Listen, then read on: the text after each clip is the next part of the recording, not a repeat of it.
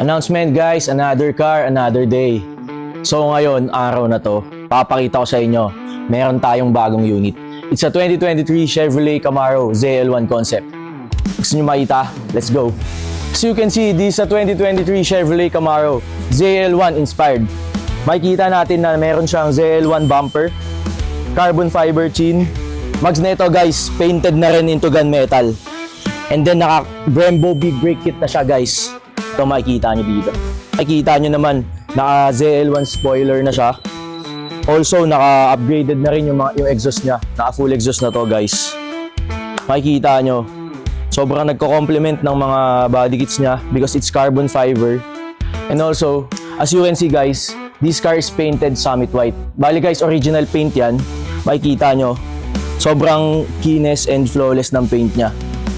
From its rear fender up to front fender, hood, bumper. It also has a PPF worth 200,000. Kaya pag nakita nyo yung body nito, sobrang kintab and scratch resistant na rin siya. Test drive natin to. Samahan nyo, let's go.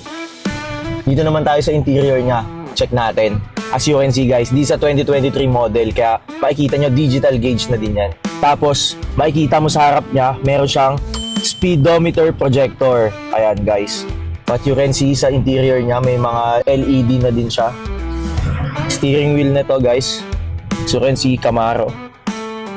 Etong mga leather niya, tignan mo to, pakita mo to. Wala kang makikitang kahit anong damage or signs of use dyan. Sa likod na back seats, also parang hindi din sinakyan. Etong sa likod niya, yung mga gusto nyo mag-charge yan, pwede dyan. May charger port na yan. Kompleto din to guys, may mga manual booklets. Yan, nasa likod. Testingin naman natin yung performance niya. Siyempre di sa Camaro, try natin. Test drive tayo guys. Lakas. Solid pa rin guys. Mileage nito, 11,000 kilometers only. Sobrang baba. Ayan. And guys, ang brand new price nga pala nito sa market is 4,267,000 pesos. And wala na rin mabibili nito kasi stop production na yung mga Camaro. And guys, we're selling this one for only 3,480,000 pesos, including all the upgrades na nakalagay dito, worth 800,000 yung upgrades nito. Kaya negotiable pa naman yan guys. Malaki na matitipid nyo kaysa bumili kayo ng brand new. And also magbibigay din kami ng 20,000 commission para sa mga agents na magre-repost ng unit and makakapag-refer ng sure buyer. Punta lang kayo sa showroom guys. Let's go!